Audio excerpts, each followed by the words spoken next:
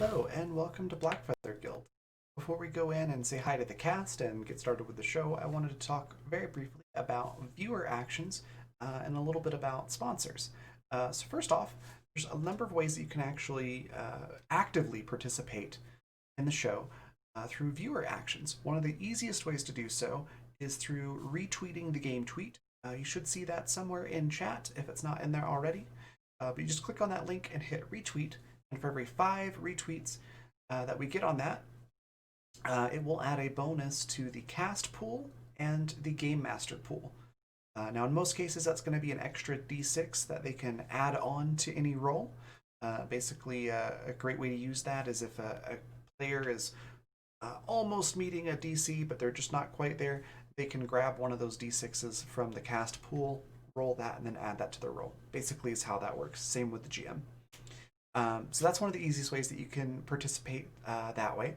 Another way is through guild coins. That's our Twitch channel points. If you look at the rainbow colored icon, it should have the Blackfeather Guild crest on it. It should be right below your Twitch chat box.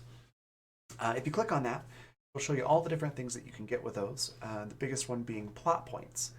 Now, plot points, you can see an example right over here.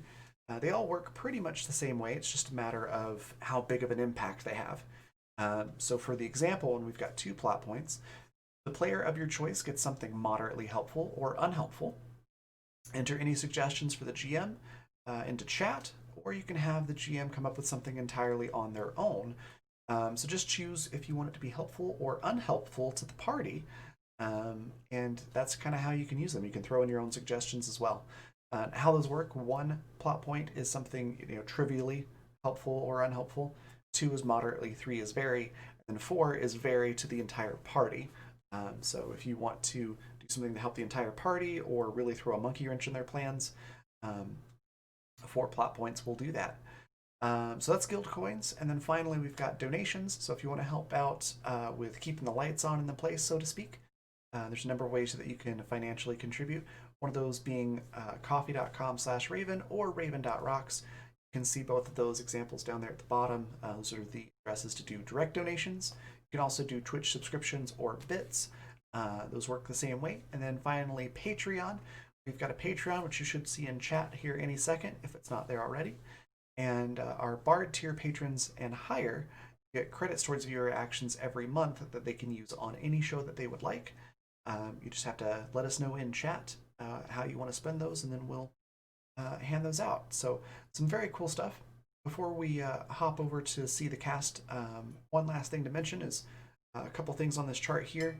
We've already covered the d6 and the plot points, but the triple crits, what that means is you can gift auto critical successes.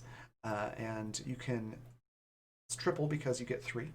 You can divvy those out however you'd like. You can do 2 to the cast, 1 to the game master, all of them to the game master, however you want to do it.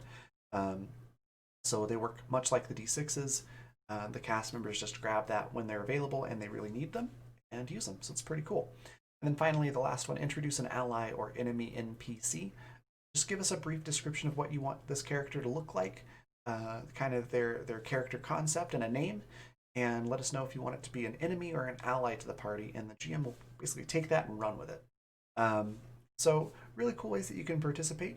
Lastly, I just want to take a quick moment to mention our sponsors. If you look at the logos down below, that's who's sponsoring this episode, and we'll talk a little bit about that before we introduce everybody as well on the next scene. So yeah, check all this stuff out and thank them for supporting us, and thank you for being here and watching. Let's go say hi to the cast.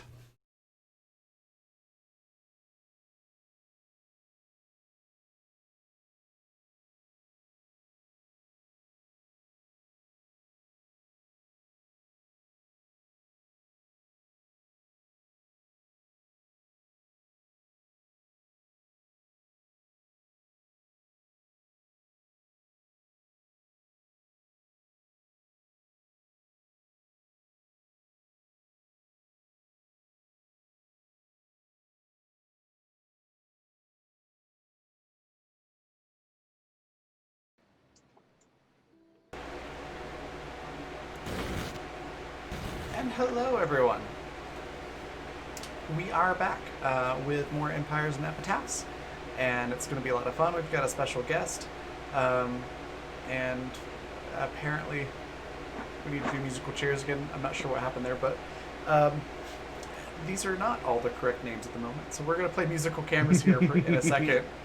But quick shout out to our sponsors, Fundamental RPG and Grinding Coffee Company. If you go to grindingcoffee.co and use the code RAVVYN, you can get 13% off your order. It's really freaking good coffee, and I'm going to put the links for that in chat. Also, the link to the tweet of the game is right there. So for every 5 retweets on that, a d6 goes to the cast and the DM to use on any roll that we would like. And then finally, the Patreon link that Past Me mentioned. There you go. So real quick, let's play musical cameras to put everybody in the right spots. Righto.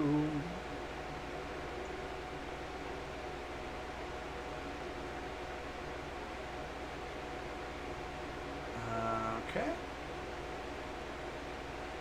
And John, have you turned your camera off? And first is going to be Calliope. There we go. And then John, I believe. Fantastic. Let's go with, I think, Zan next. Zan next. Let me find the Zoom window. There we go. And then Cat. And then Face. And now that we've heard names with faces, let's do introductions. Zan, I'll let you go ahead and take it away.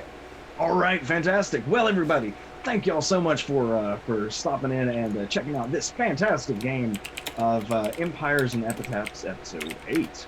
This is our weird little Dungeons & Dragons homebrew world set in a town that's name always changes as the living and the dead strive to find a peaceful coexistence in a town that is far from normal. I'm Zan. I'm your dungeon master for this little game. I'm a professional DM and content creator for a whole bunch of systems. And if you need to get a hold of me, you can always find me at Zan at twitter.com/InsanityTTRPG or at my website, insanitygaming.com.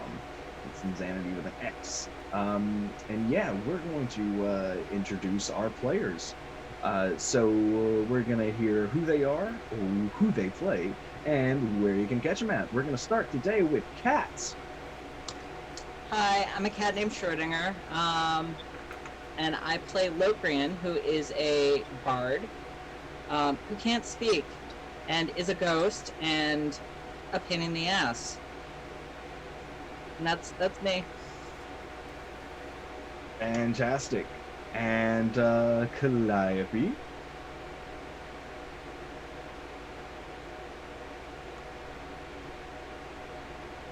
Let me try again. Oh, Hello, okay.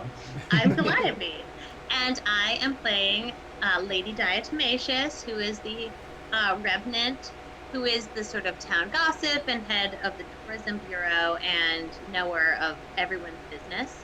And you can find me here, and you can find me on Twitter at Calliope. Fantastic. And after a long, heartbreaking 2-week absence, we're so happy to finally have Face back. Face, remind us who you are.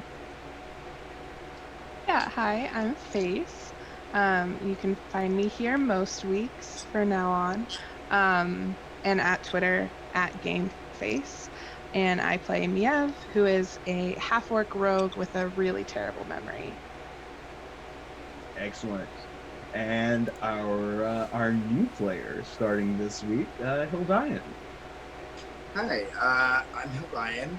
I play, or I'm going to be playing, a Revenant Paladin who is a Goliath and Order of the Rubber Chickens.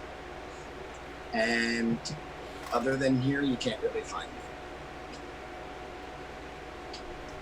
Fantastic. And last but certainly not least, Raven, I'm going to need you to start talking again. Hi. No worries. Hi, I'm Raven. I'm obviously a tabletop streamer. I do a whole bunch of other stuff where tabletop is involved as well. I'm a professional GM, game designer. I do art and voice acting, a whole bunch of other stuff. I play Bark in this campaign. She's a little rock gnome who is based off a certain Ferengi character from Star Trek. So it's very silly. She's tiny, but always looking for the best angle, the best business deal, and oddly enough, she runs a tavern in the town. But she's pretty good-natured about her wheeling and dealing, and generally will only rip off people that she thinks are bad. So there's sort of a code to her swindling. Lawful greedy. Yeah, there you go. Good greedy? I don't know. Lawful good greedy. LGG. What can you do? All right. So, with introductions done, let's do a little bit of a wrap-up for what's happened in the last few sessions, because things have been weird. The town has been besought by paladins, first of the Order of the Rubber Chicken, not the Rubber Chicken, of the Rubber Ducky first, as a former member of the Rubber Ducky Paladins sought out his lover, who had become a vampire and seeks to be changed himself. And the party managed to buy them enough time for the vampiric transformation to occur under the skirt of Lady Di. Just a little awkward and uncomfortable for some of the parties involved. And the party managed to fight away these paladins, certainly sure to return at a later time. Later, the party saw two adolescent youths walk into town, jovial, if a bit mischievous, and managed to persuade them to take up lodging in the town. These youths revealed themselves to be the only two paladins of the Order of the Rubber Chicken, and yeah, they had decided to live in the town now as well, because hey, maybe undeads aren't so bad. Great for physical comedy, since their fingers and things come off. Yeah, and I think that's where we're going to jump back into it in this light-hearted little D&D game. What is the name of our town this week? The name of the town this week, the camera pans in and they see that Lady Di has finished painting it to say River Jordan, and then underneath it says cross on over. Um, excellent. So we see this freshly painted sign, and the camera pans on. The camera stays on the sign for a little while. The sun starts to set behind it, and we see a figure walking past this sign, pulled by an unnatural force, their limbs moving at awkward angles as they stride into town. What's everyone doing today? Certainly not frantically leveling up because they haven't done so all week. Not at all. Well, I think Lady Di probably has Miev at the store and is like making them over and making a fuss over them because they've been gone for weeks. And so I think she's catching them up on all the little gossip. Right? And then, darling, I'm sorry, Calliope. We're gonna have to stop you right there. Meeble has redeemed Buster Rhyme on you. Okay. What does that mean? That means that you have to rhyme for the next 5 minutes. Okay. So thank you so much for that tip, Michael Wayne. Yeah, the 2 plot points is a magical salt You're shaker. so is about. evil. Michael, will that magical salt shaker be helpful for the party or potentially unhelpful for the party? And is Jimmy Buffett currently looking for it? That was a reference joke. That was terrible. GM choice. All right. Can be helpful or unhelpful magical salt shaker. Excellent. I'll keep that in mind. And 5-minute timer. Oops, not an hour and 5 minutes, just 5 minutes. All right, there you go. It's going. So what were you saying, Calliope?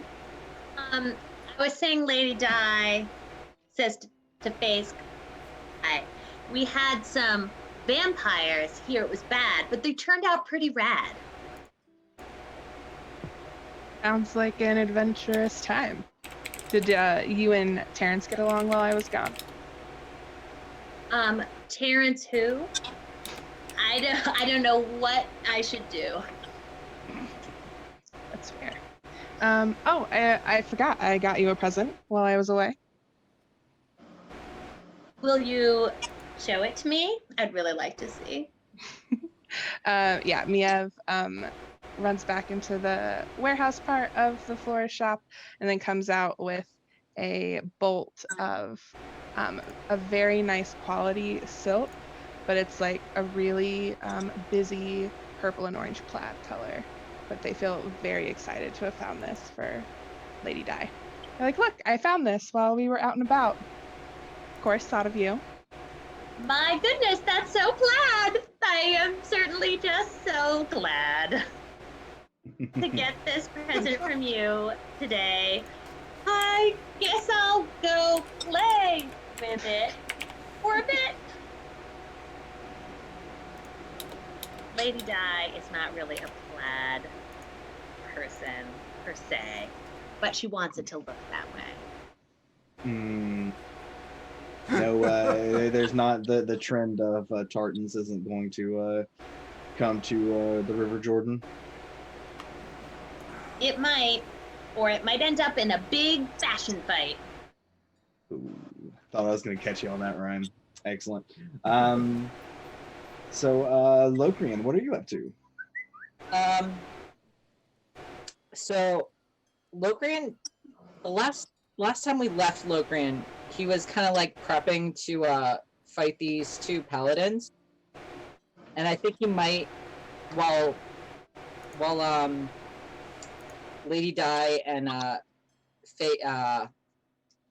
Maev are catching up, he might be trying to write on the mirror to try and ask Maev if they want to be like the second in this fight. Oh yeah, that's right. I totally forgot that y'all were going to settle this in a duel. Cool. You don't have to rhyme. Yeah, no, that was an accidental rhyme, not an intentional rhyme. That was me realizing that my brain's a sieve. Yeah, Maeve, does that Yeah. sound interesting? Yeah, I haven't been in a fight in a while. Seems like it could be fun. They just got back to town. You think they're down to clown? Don't get involved in this duel. You know Blocrian is just a fool. Mia thinks about Bark it for a looks minute. over. Bark looks over and goes, yeah, Lady Dyer, you feeling alright? You sound kind of weird. I think I'll grow a beard. Yeah, that's definitely doesn't sound like you. Well, you sound like poo. Get out. That sounds like you. Do I need to come about and throw you myself? You little tiny Keebler elf. I am a gnome, thank you very much. 15,000 gold points well spent. It's 13,000 good coins per 5 minutes there, Cat, to answer your question about how long you could make Calliope rhyme like this. Oh, Meeble, you're such a good friend. I never want our friendship to end. Yeah. And it's at this point that you see a jazz band come. No, this is not the game for many to see. No, it's the two youths. They were staying in your hostel, in your bar, right, Raven? They were. Also, that's 5 minutes. Okay. It went by so fast. Yeah, Michael, I think you probably could do like plot points as the something like very or moderately unhelpful is that they have to rhyme for 5 minutes in character. I can see that. Yeah, I could see the argument for that. All right, if I'm gonna rhyme the rest of this, I gotta switch it to a limerick. Well, the timer's up now, so you're good. Yeah, you're good until your friends decide to. Right, but I'm just saying, if I gotta switch it to limerick rhyme scheme, if I'm gonna stick with it for a long time. No, I'm just saying, if you want to see me do limericks, you know what to do. But in the meantime, here comes some teenage boys. Mm-hmm. Woo! Yeah, so they have come downstairs and are loudly demanding cereal. Do you have any cereal in stock, Raven? Does cereal even exist in this area? There's no cereal. There's only material. Bart goes, cereal. I've got like some oatmeal. What do we That's look? that's a cereal. Do we look like we're like geriatric? Who eats oatmeal? Lots of people. But bacon. You got any bacon?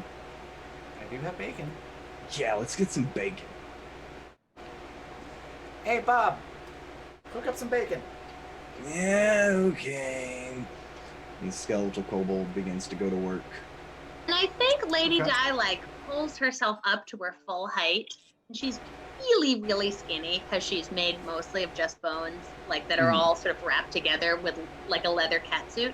And she's got her big skirt on, and she puts her little finger right in the face of those paladins and says, "You will not speak like that to Bark. Only I will speak like that to Bark. You need to show some respect for your elders. And if you're going to stay here and be the paladins that protect this place, you must be respectful.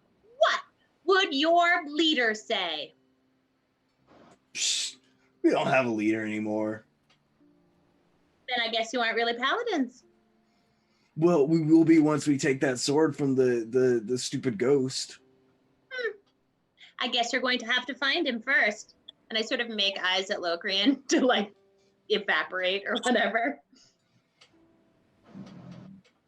I make myself scarce. Okay.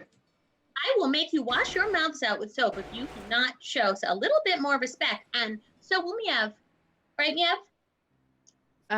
While all this was happening, Miev was frantically flipping through their journal, trying to see if they'd met these people before, because they have no memory of them, and is a little bit They have not met distracted, them.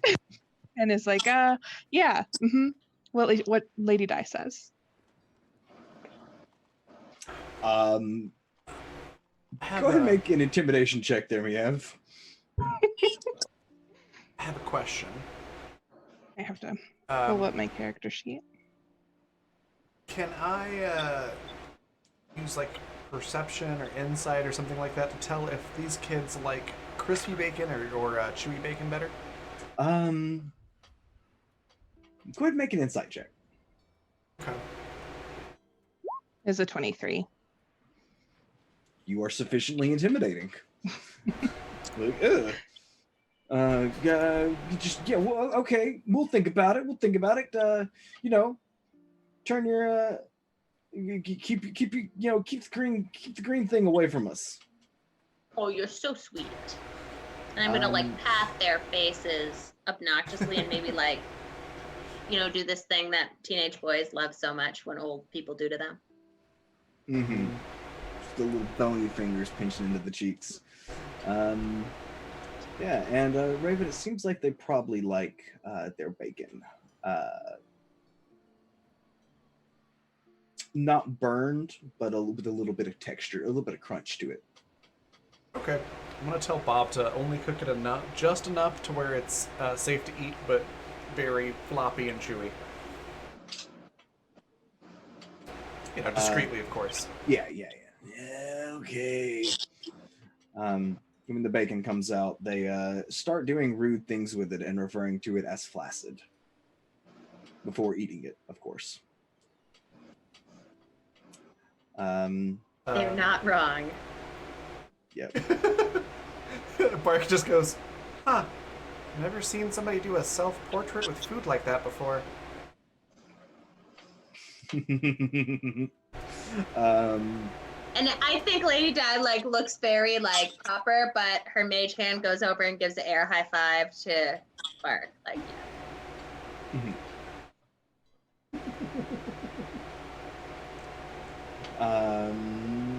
I think Locrian, does Locrian have mage hand? He does. Locrian's stealing a piece of bacon with mage hand. Make a sleight of hand check. Absolutely.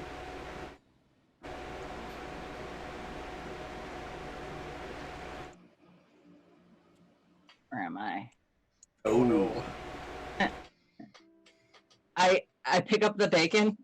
I guess they would totally see me stealing the bacon, and I kind of don't care. I think you pick it up and move it, and it's just so greasy from its limp state that Can I it slap it in one of their faces? I think maybe you start to, and then it slides out of your hand and lands on the ground. Nah. Yeah, I imagine Bob didn't even like drain it, just straight out of the pan right onto the plate. Oh yeah, just sitting in grease. Yep. Skeletal kobolds don't have to worry about their artery health. Exactly. Yeah, so they continue gorging themselves on bacon. Stand up, and one of them slips slightly on the piece of bacon on the floor in the greasy spot behind, and go, all right, so when are we gonna kick this ghost ass? I think I reappear. And I'm gonna use thaumaturgy to like appear in a very creepy and what can I do with thaumaturgy?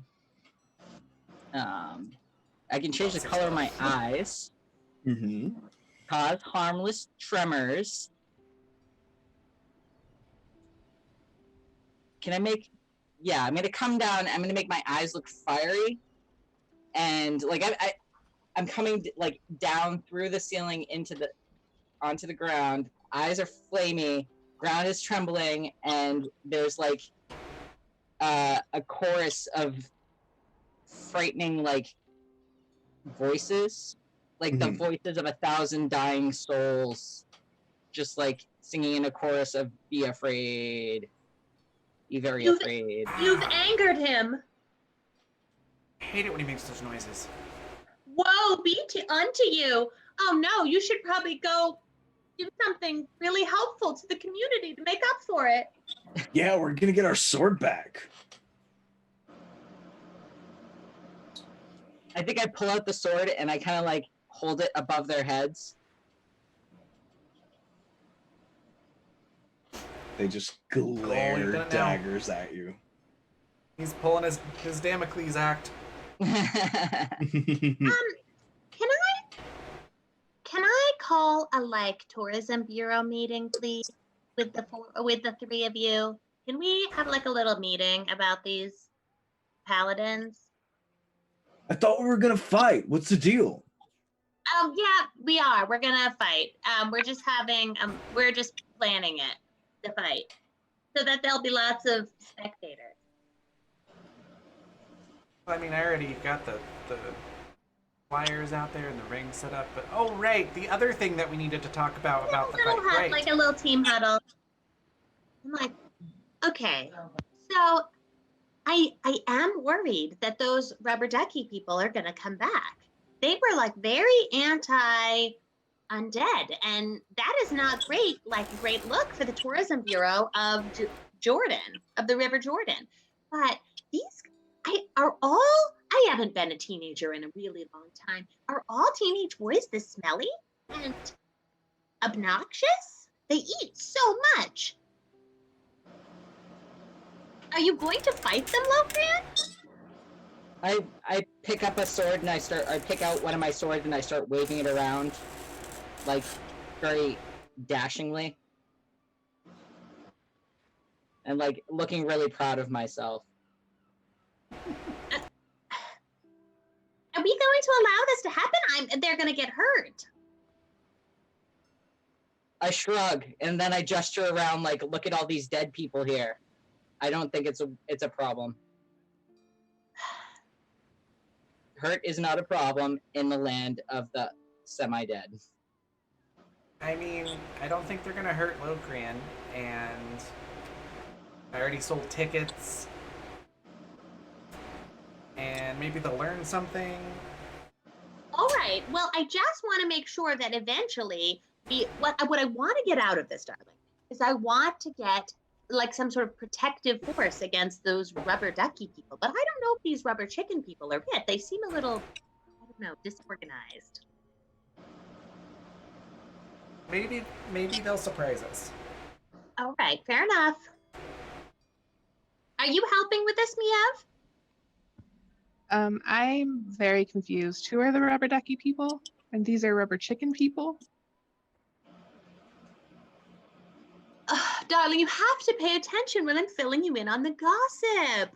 As I already told you, the rubber ducky people, paladins came in and they were awfully rude. It was very gauche.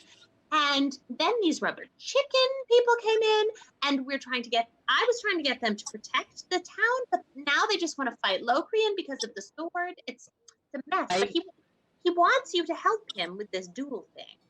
I write in Mayev's journal, rubber ducky people were the paladins that came in with the vampires. They were Okay. gauche, and I writing down super gauche. Super gauche. Okay. Well, is it going to help to duel these rubber chicken people? They didn't seem very nice. I shake my head vigorously, not viciously.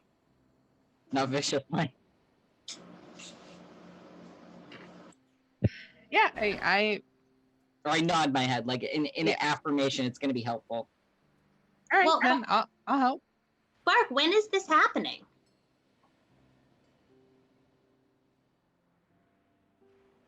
Is it the next day? It is the next day now, yeah. So, today. Okay. I'm pretty sure today. Oh, well, all right. I mean, that's when I sold tickets for, so I hope it's today. All right. Well, I guess let's do it. Okay, sorry. These cookies are great. Try some. Um. Anyways, Oh, let's head over to the ring. so do we still get 8 temporary hit points for eating at Bark's Tavern? Oh yeah. Can Lokran get an order of bacon? Sure. Yeah, inspiring leader. It's equal to level plus charisma modifier, so it would be 8, 9, 10, 11 total. Ooh.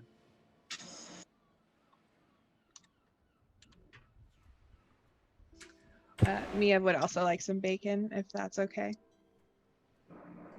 Bacon all around. Rather Bacon, gauche. bacon. No, thank you. Does that mean the paladins also get 11 hit points, Raven? I believe it's just party. Let's see. I mean, their bacon was flat. I can spend 10 minutes inspiring my companions. Oh, okay. Up to 6 friendly creatures, which can include yourself. Ooh, that's cool. I didn't notice that before. I just have to say, when the bacon's flaccid, it is not that inspiring. Well, I mean, crispy bacon for my friends. Oh, right, obviously. Meebles, what were you planning to use the one plot point for?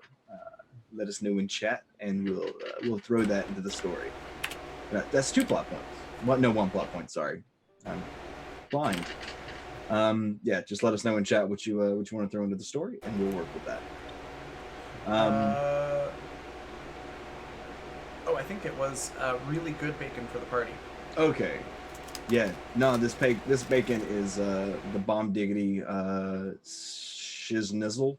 It is it's like Iberico quality black pepper seasoned, little hints of maple, tiniest dash of cinnamon.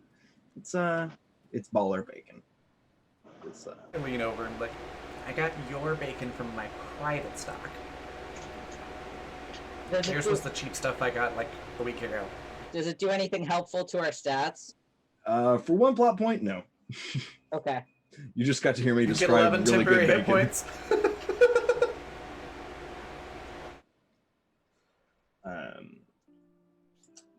Okay, so You get 11 bacon flavored temporary hit points now instead of just Ah. regular temporary hit points. you are all now bacon scented. There we go.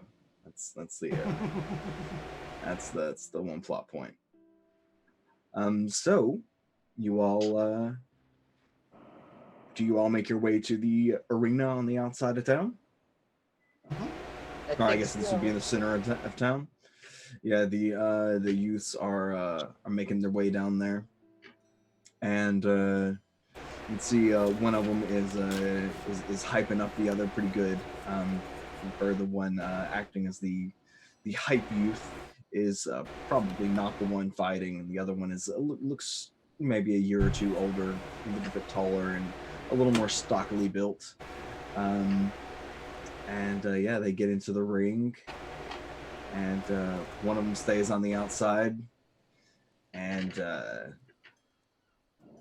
the other one walks through the ring, spits out a piece of bubblegum, says, "Well, came here to get that sword back and chew bubblegum. That was my last piece of bubblegum." Oh, you know I sell that for like 2 copper for 5-pack in the store in the tavern. Well, maybe I'll buy some bubblegum later.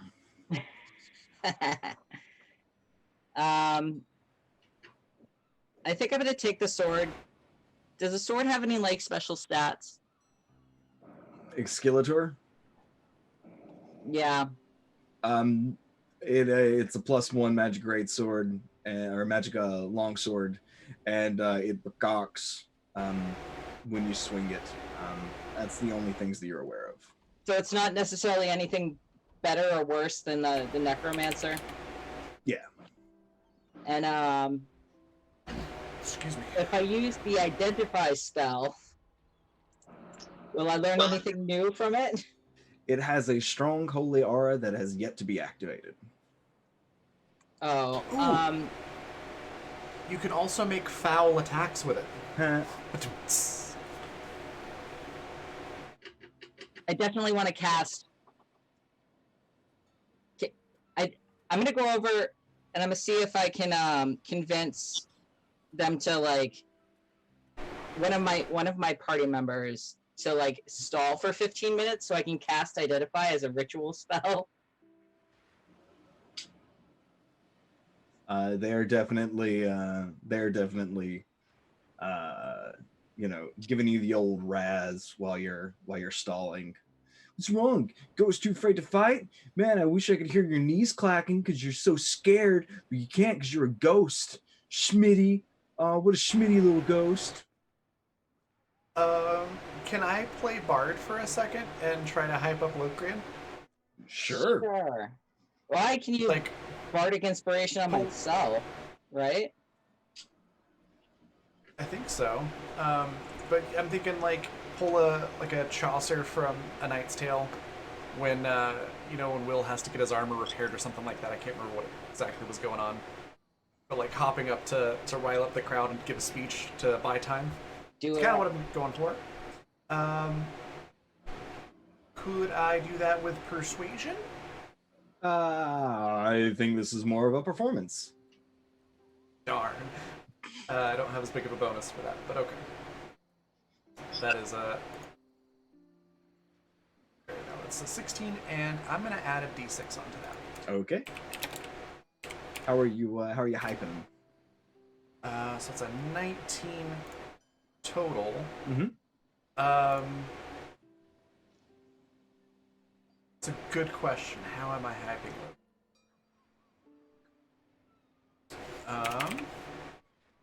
I think you could be playing host to the and introducing like the whole like fight, and also just like what is it, plugging your tavern and things like that. Yeah, I think it's probably something like in this corner we've got the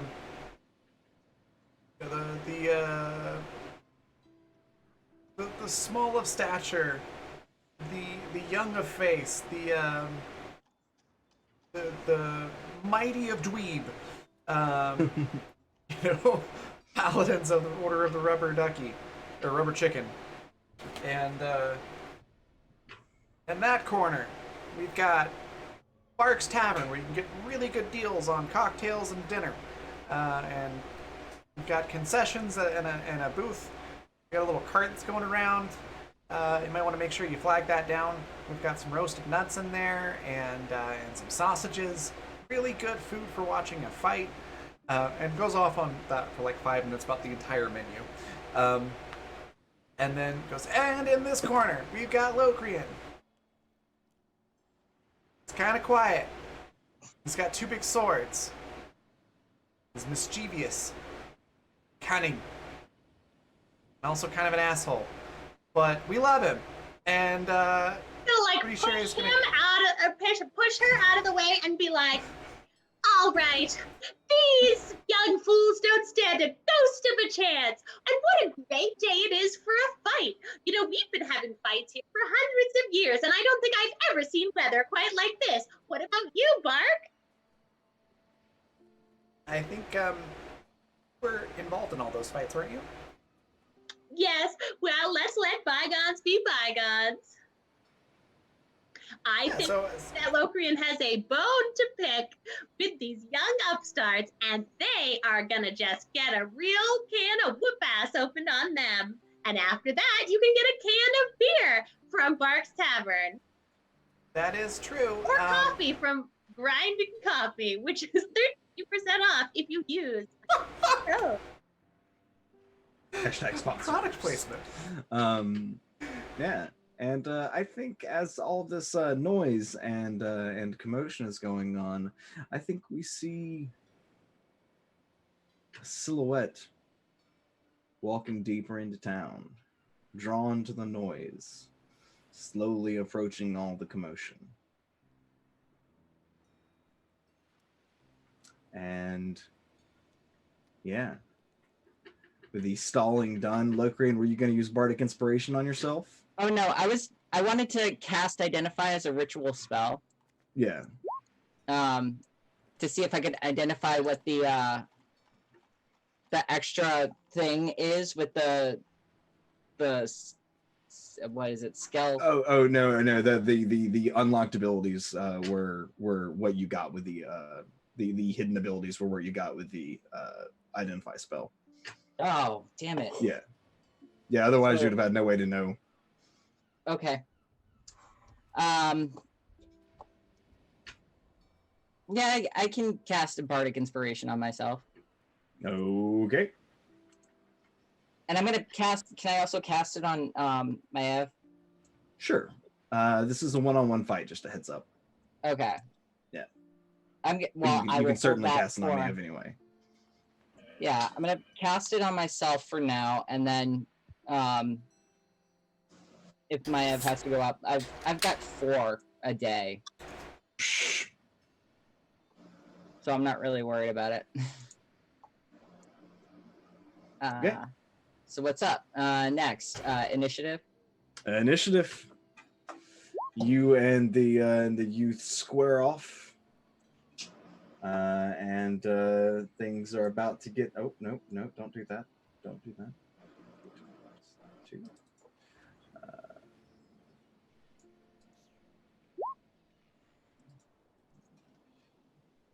All right. Oh, you beat me. Okay. So yeah, the initiative is yours.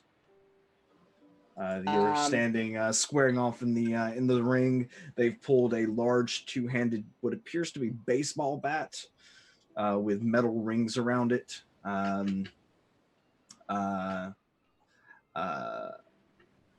are looking like they are ready for a fight.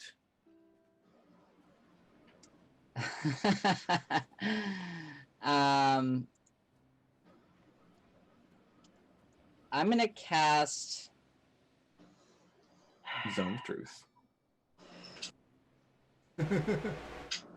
Crown of Madness. Okay. What's the save on that? Let's see. Wisdom saving throw. Okay. Wisdom save, and the save would be 15. Okay. Wisdom's not that high, but a nat 20 will do it. Shit. Alrighty. I think that's all I got. That's just one action and a bonus. I don't think I have much for bonus actions. Yeah, not at the beginning of combat, not quite so much.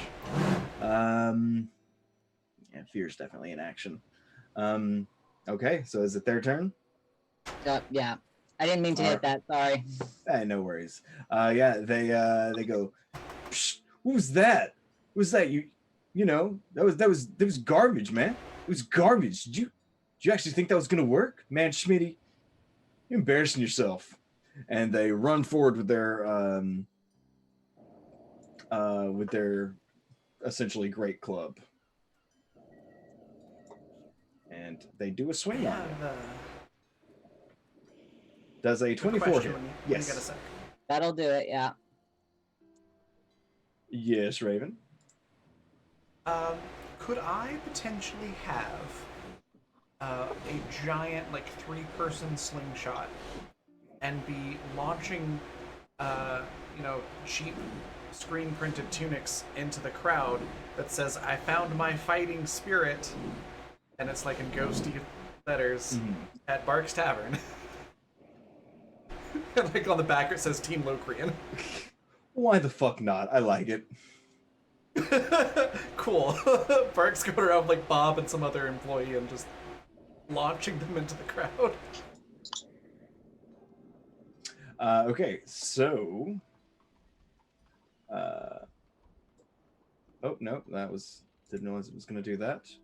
Okay, Locrian going to take 15 points of damage as Okay. this great club just whacks you right on the shin, and it is heckin' painful. Do temporary hit points go first? Temporary hit points go first, yeah, Okay. and they're going to pull back and do another swing on you. Don't know if 16 hits. It does. Okay. And you're going to take another 12 points. Say, bash that thing into your shin one more good time. Oh no.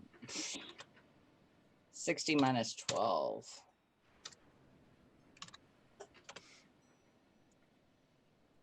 I know how to do math, I swear to God. 48. And it is now your turn. All right. You can't get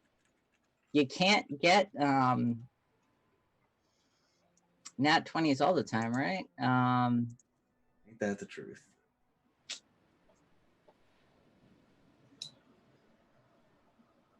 Yep, I can hardly look. Locrian's getting his ass handed to him. I mean, I didn't even know he had an ass. At least his shins. Locrian turns around and looks at his butt. Like, I'm gonna cast Fear. Okay. Casting it for realsies this time. Yeah. Okay. And each creature within a 30-foot cone. Oh, God. So the first one is going to be for the person fighting you. And it's a wisdom it's 15. save? 15. Okay. So the person fighting you. Oh. Ah. And the friend- person in their corner. Oh. Yeah, That's the person in their corner's like, man, fuck this shit. What the fuck is this? You broke his kneecap and he's fucking freaky, man. Fuck. But the one fighting you is undeterred. Is there anybody? I feel like there's a crowd of people that. Yeah, there's probably an odd scattering of folks between the huge slingshot firing t-shirts into the crowd and the fear cone. There's a lot of activity in that side of the arena. And I think that's it for now. All right. So you see him go, all right, since we're gonna play tricks, let's play some tricks then. And you see their great club kind of glow bright red for a moment as they take another swing at you.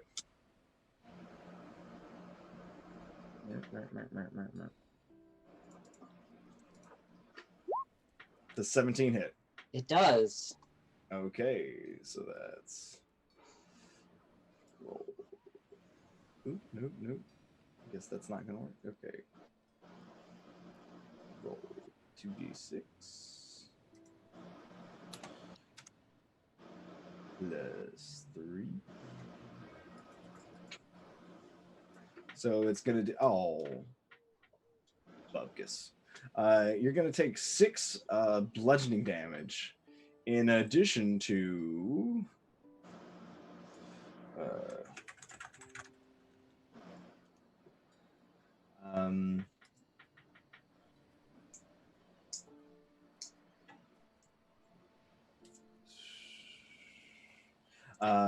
in addition to 8 radiant damage, and you are now glowing brightly. So that's 6 plus 8. Yep, so that's 14 damage total. Okay. And they are going to make a second attack on you. They're paladins and they can do that. Could Lady Di like send her mage hand in to like tap them on the shoulder? You certainly can. Why don't you go ahead and make a sleight of hand check for me?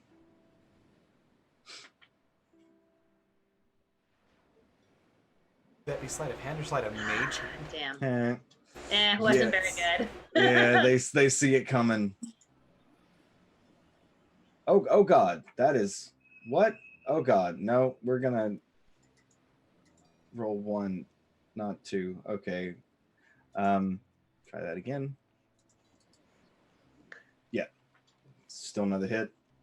Yeah. And that's gonna be another 12 damage for you there, Locrian. How are you looking? Not great, but I'm still on my feet. All right. Can I launch a tunic at the fighter's face? Certainly Try to can. make it look like it was an accident. Why don't you go ahead and make a dexterity check for me? Sure. Just straight dexterity? Yeah, I'm gonna say you're not proficient in t-shirt cannon. Okay, that's fair. It's a 10. I'm gonna throw another d6 in on that. Excellent. 12. 12. Well, we'll see what they're. We'll give them a dexterity roll, a dexterity save on that. Let's see if see how they do. 1. Bark's just gonna call out, oops. My bad. Man, the dice are hot for me tonight. Yeah, they will just like stick out their baseball bat and kind of wrap it along the edge of it. And like, yeah, free shirt. It is now Locrian's turn. I think Lady Di was starting out sort of like without her fan, and then she was fanning slowly, and now she's fanning so quickly. And she's like, otherwise looks cool, but she is really worried about Locrian. Mm-hmm. Come on, Locrian.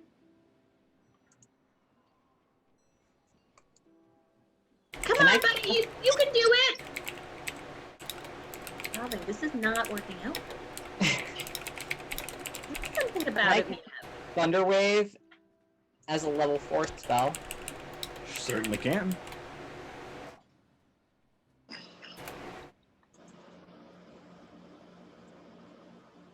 What's the DC going to be on that? A 15. Constitution save. As a level 4 spell, doesn't that increase the damage? It should. I don't know why it says 6. Yeah, it only rolled 2d8, which is it should just be a first level spell for that. I think it's an additional d8 for each level higher you cast. So if you just want to manually roll those, you can. How many more d8? I think it's a first level spell, right? Yeah. Yeah. So go ahead and. Oh no! Okay, it's 26 damage total. Oh, okay. All right, yeah. So 20 extra damage. 6 would have been the base damage. Okay. Oh no! Oh wow! The first thing they failed on. Do I want to be a dick? Chat, do I want to be a dick? No, you don't. Do I have to use a plot point for that? If you want to use a plot point to keep me from rolling a dick, to keep me from rolling a d6, you can. I know. You know what? I want to see him rolling a dick. I'm at 30% of my hit points. You're fine. You got 30% left. Yeah. But I'm gonna roll a d6. Do that d6 right there. I got him. Oh, but it doesn't do any good. Heartbreaking. Let's say what would have been a dick move is using one of your crits. oh no! Oh no, I'm gonna save those for. Did I say that out loud? I'm gonna save those for attack rolls. Yeah. one good divine smite, and I could have wrecked Locrian's stuff right there. When, Yeah, they Yes. go flying backwards. Oh no, musical cameras! They go flying backwards, slamming into the corner of the ring, and at this point we see a new figure approaching the rim, and we see a look of recognition as the sword Exkilator shines brightly as Thunderwave is cast. A look of recognition and hope lingers across this new face. And that's where we're going to take a break. Nice. All right, we will be back in about 10 minutes. So feel free to go stretch your legs, grab snacks, drinks, anything you'd like to do, and we'll be right back.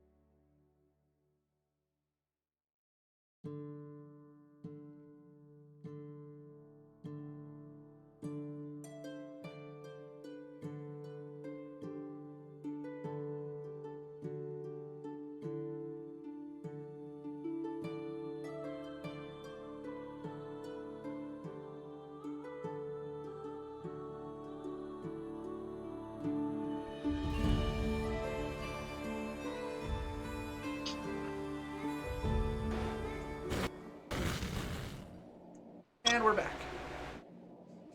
Thank y'all so much for hanging out with us through that break. We are back, and we are finally about to see our new character. So where things have finished up, Locrian just released a devastating thunderwave spell, sending his opponent flying across the ring into the far corner, and the Exkilator sword shines brightly in the morning sun, and we see a face shift in recognition, and notice this sword, and a memory is sparked deep inside themselves. Uh, Hildian, why don't you introduce your character that's currently in the crowd? What do they look like? He is a Goliath Revenant.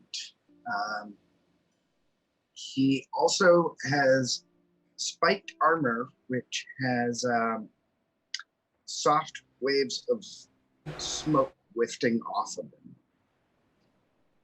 Okay, excellent. How tall is he standing? What is his state of decay? He falls apart pretty easily, but mainly just like fingers and toes and his nose. He's pretty decayed, pretty old, but he's probably close to 8 feet tall. Whew, big boy. Yeah. Any notable tattoos or markings? None that would stand out right away. Okay. The armor covers him. Okay. Yeah, and you see the light shining from Exkilator, and your memory comes back to you. You know that's the sword of your order. What do you do? I would jump down into the arena, rush forward, and go, "Thank you, dear sir, for holding Exkilator for me." And this is exactly what happens. Locrian, a strange undead, one that you're actually unfamiliar with in this town of undead, has approached you. I'll let y'all have that scene. I think I would use Oh no. incorporeal stride to kind of just pass through this new creature and appear on the other side.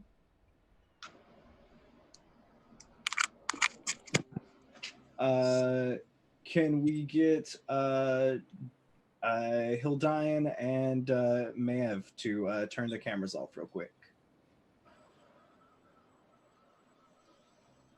We're gonna have to do Real quick game of music. everybody cameras. again. So face.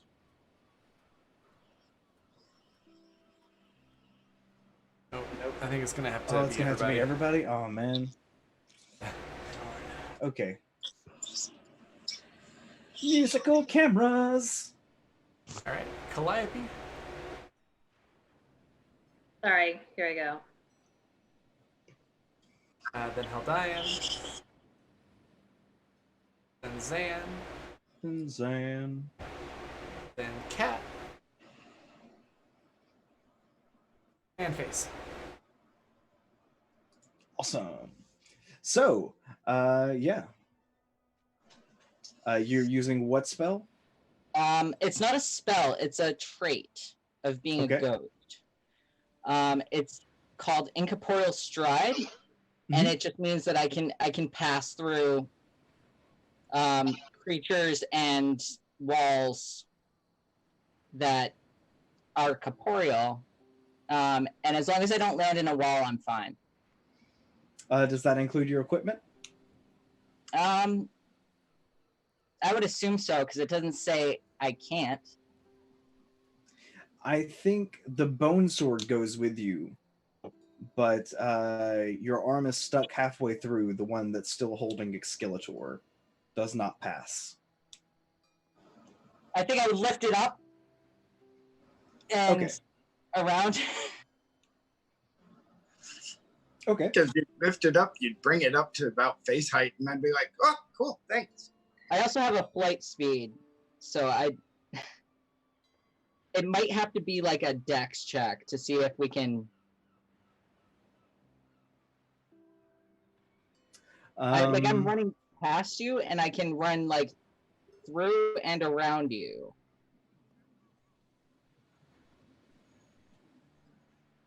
Sure. So how do y'all want to resolve this little bit of conflict? Is it through a contest to see if Torino can take the sword from Locrian, or is Torino more just all at it being in the presence of the sword once again? Probably just following the sword. Okay. And talking to it. Yeah, you as you begin to gawk at it, the sword begins to echo in a or begins to match you with a of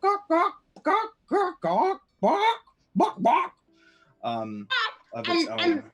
and Lady Di throws her fan down and says, "That's enough of that foul language. Yes, get in there. They're not playing fair at all."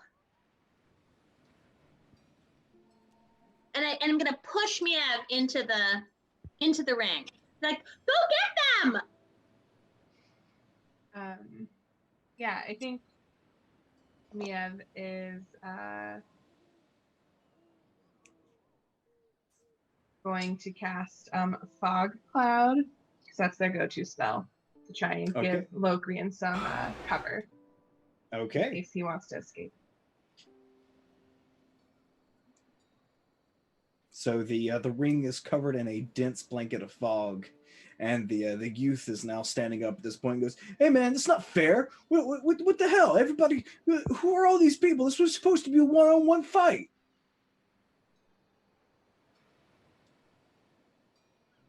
I think at this point, Torino is going to use Channel Divinity. Okay. So you gain, let's see. As an action, you choose one creature within 60 feet of you that you can see to make a wisdom saving throw.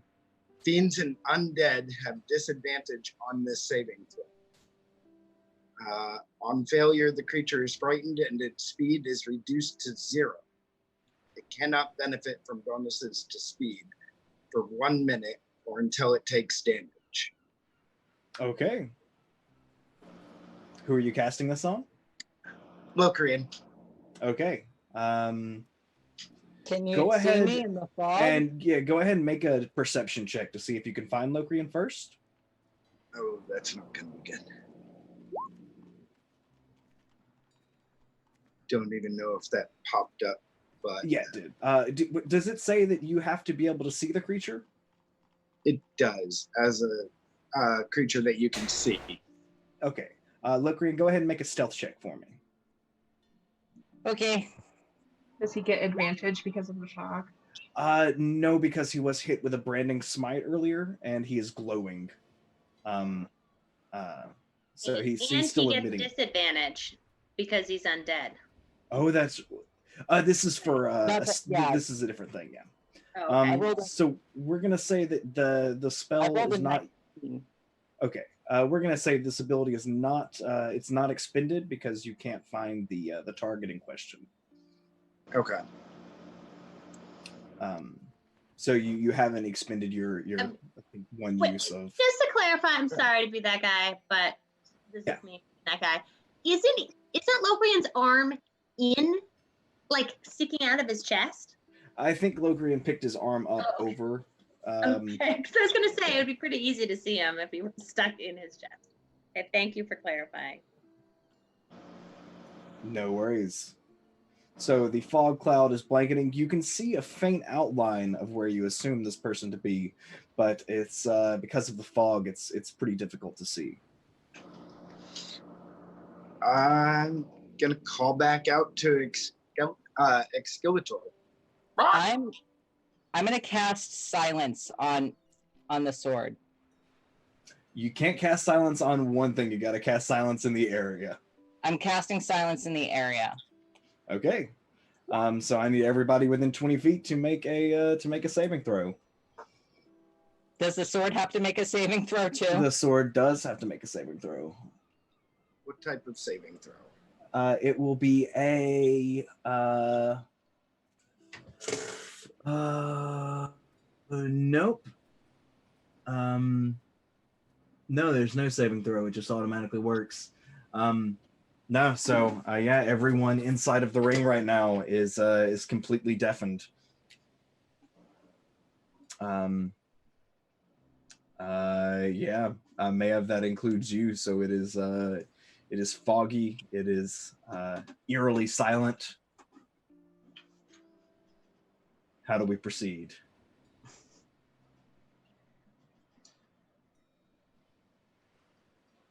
You did say that I could see someone that I thought was Locrian. Yeah, you can still see Locrian. You can still see the area that Locrian is in. Yes. I think I'm just gonna walk up and like try and grab this ethereal creature. Okay. I need both of y'all to make opposed strength checks. I think I flew so. In my head, I flew up. Yeah. When I couldn't make it through, so I don't know if I can be reached. Because I'm like I thought you were just there. raising. I thought you were just walking through them and just going to the other side of them. Okay. I didn't know you were going your full movement speed up. Can we do that? Yeah, sure. So Torino, why don't you go ahead and make an athletics check if you want to try to jump? Okay. I think because my flight speed is half of my movement speed, so I'm like 15 feet in the air. Let me just. Yeah. You can definitely reach that. With a 23. Given that you're 8 feet tall, yeah, you can reach. So let's get that opposed strength check. Okay. Oof.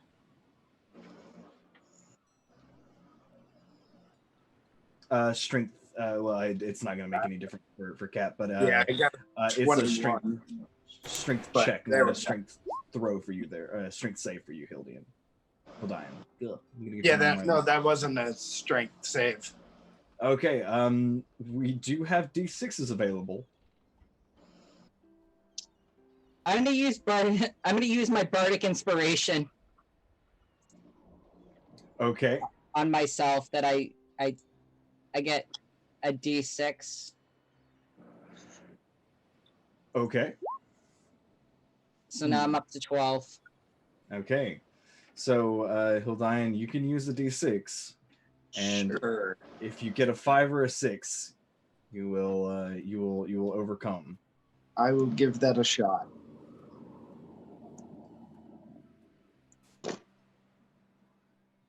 Nope. Oh. It was a 3. Oh man. Hard life. Okay, yeah, so you've reached up and you have grabbed onto the sword, but somehow the spectral Locrian is floating a little too high, and your feet are now just dangling off the ground. As you hang on to the sword with your Goliath might. All right. So I think Lady Di is like horrified, right? She can't see. First, her friend was getting his ass kicked. Then she pushed Miev into it. Now she can't see or hear anything that's going on. It's like, this is like her personal hell, not being able to see or hear the goss. So she's going to turn to Bark and be like, come on, it's up to us. And she's going to grab her hand and jump into the ring and be standing wildly, like in front of her to try to see, to push the fog out of the way. Okay, why don't you go ahead and make a dexterity check for me? Mav, what is your... Bark is confused. Sorry, that was not it, but I just got a +1. I just got a 1, so I guess it doesn't matter. Yeah. That's. I was gonna ask Mav what her what their spell DC was, but it's definitely higher than that. It's a Yeah, 14. For you're just frantically fanning at the supernatural fog, and it's And I'm all mixed. Yeah, and I'm all mixed up. yeah. I think Lady Di, like, she keeps sort of she's fanning and she thinks she's going straight, but then she keeps coming out the side of the bubble and she's dragging Bark with her. Mm-hmm. Okay. Don't you have something that can get rid of this fog? Bark is just confused as to how she is now in the ring in the fog, and is going to hide and look for something to, probably something to stab. Okay. Well, and I'm holding on to you with my bony hand. I'm holding onto your little wrist. Walking a child across the Okay. street. Yeah, I don't want to lose you, so I've got like my hand around your wrist. What would I need to do to not be held by the wrist? You would need to make a athletics or acrobatics roll to escape the grapple. I would like to do that with acrobatics. Okay. Lady Di, if I could get you to make an athletics check to hang on. But that's not good for me usually. All right, it's a 12. That's better than it could be. It's been a rough night for Lady Yeah. Di's. But Bark does manage to escape your grip, possibly taking your hand with her. Yeah, I think that's exactly what happened. Bark's just like, get it off. Yeah, I think it just comes right off. The gloved hand just comes right off with it. Maybe it's still attached. Like it's just grabbed. Bark just like, I'd be like, Just don't lose drops that! it. Don't you lose my hand! I just put it on new yesterday. You I move have your a mouth, tie it and on there is tighter. no noise that comes Right. out. And I'm like, can I also hide? Yes, make a stealth check. Nat 20. 29. Oh well, I'm pretty sure that works. Especially given that you were in fog right now. Yeah, you are, for all intents and purposes, in another plane at the moment. I'm gonna try to find the problem and stab it. Well, you see the angry form of the teenager still in the corner, and you know where Lady Di was, and probably where Miev was. Locrian and Torino are not on the ground right now. Is there anything that Miev wants to do?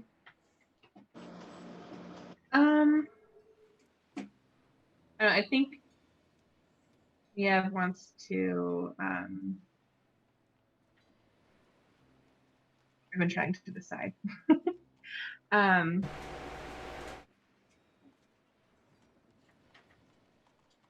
think they want to cast a silent image to make a. Wait, no, I think that's also a concentration. It is, yes. Never mind. I don't want to do that. I'm sorry. No worries. You've been gone for 2 weeks. It's natural I for you to know. be a little bit slow in the uptake. This is a perfectly fine thing. Don't even worry about it.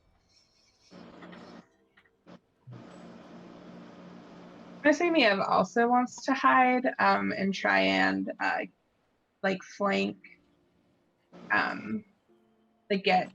flank Torino. Torino is off the ground right now. Off the ground right now. Never mind. Yeah. You're Well, dangling get about into like a 5 good feet position. Yeah. up. Okay, you can certainly move over in that area. Go ahead and make a stealth check with advantage for me. That's good. Whew. Still not great. Oh, well, that's better. It's an 18. Hey, thank you so much for that raid, Brambleberry Games. We appreciate it. Good to see y'all again. Just as a little heads up, we are a one-on-one match between the ghostly Locrian and the teenage paladin of the rubber chicken, has been interrupted by someone who seems to recognize the holy sword of the rubber chicken, Exkillator, and is trying to currently wrestle the sword away from Locrian's form as they both dangle above the ground.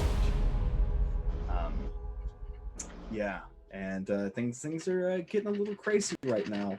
Hildian and Kat, it's y'all's go. How are y'all trying to resolve this situation of the midair grapple? I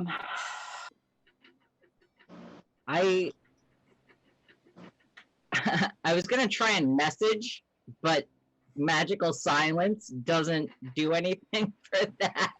Yup. Same with all my spells too. Yeah. I hate the silence spell so much. How long does it last? I could. Concentration, yeah. Concentration up to 10 minutes. Oh.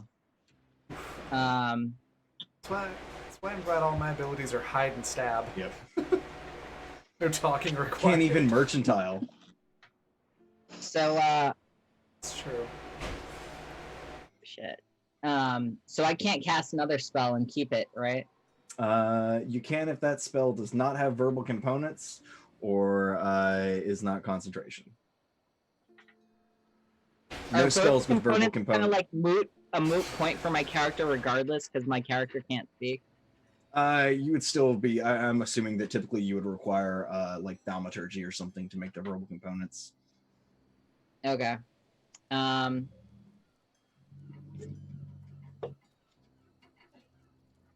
think I'm gonna try and like.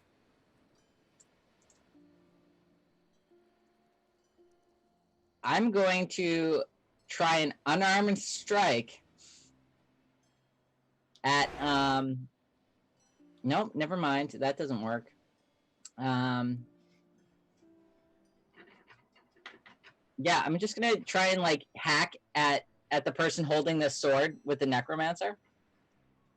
Okay. You are currently grappled, so that will be made at disadvantage, but you can certainly try that. Okay. Torino, what is your armor class? 19. Okay, so you need a 19 with disadvantage. Oh my god. Oh, hard life. Oh. Yeah, and the you think you've got the perfect shot lined up, and it just clinks fruitlessly off Hildian's armor. Torino, it is your turn. You do know where this person is now. You have a very solid idea if you want to use your channel divinity again, or you can do something else. But it's silent. Does it? Oh, it's just a visual component. Yeah. Oh, it's not a spell; it's a class ability. Oh. Well, I think I'd have to do an unarmed strike and try and just break the concentration. Okay. I don't know if that one's right. That's gonna hit. Yeah. So, Kat, I need you to make a concentration saving throw, DC 10. Or yeah. D20. Yeah, D20 plus your con mod. Oh, okay. So I just do like regular Constitution. Yeah. Is it at advantage or is it at disadvantage? No, it's just a regular roll. Because I rolled a nat 20 the first one, and a 10 the other time. Okay, we're gonna say that the spell holds. Okay. Hildian, is there? Do you want to make a second attack? Sure. Should I just count the second roll that? No, go ahead and roll again. Okay. Let's see if that. That is my armor class. So that will damage you. You'll take another 5 points of damage, so you've taken 10 total, and go ahead and make another concentration saving throw. Okay.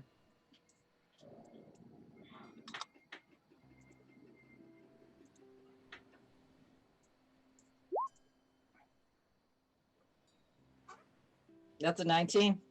All right, yeah, spell maintains.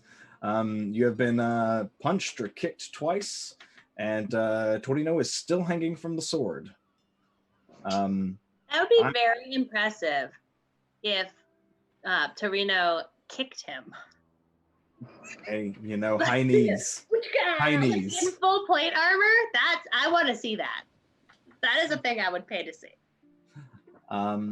Okay.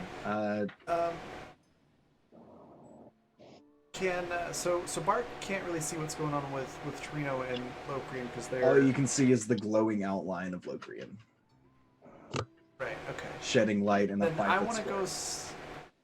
I want to go stab the kid, the teenage paladin, the angry youth from before. Okay. I want to go stab him right in the rear end. Okay. Good old butt poke. All right. Go ahead and make an attack roll with advantage because you were definitely hidden. 25. Yeah, that's gonna hit. Go ahead and roll damage with sneak attack. All right, there's damage, and then the sneaky sneak. So 23 damage. Ooh, let's get a concentration save on that branding smite. And would like to use my bonus action to hide again. Branding smite fades. Yeah, go ahead and roll another stealth check to hide. 24. Okay. You are still within 5 feet of this person, just as a heads up. Mm-hmm. Yeah. Okay. Cool. Mav, Lady Di, is there anything that y'all would like to do? I would like to throw one of my daggers up at Torino. Okay, make an attack roll at disadvantage.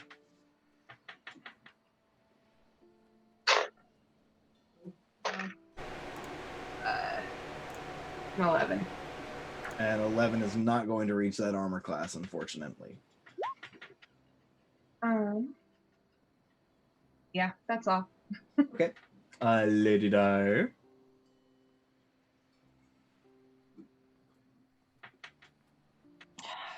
I am going to use cunning action to dash over to where I see Locrian is. Mhm. Or was. Mhm. And once I get there, I am going to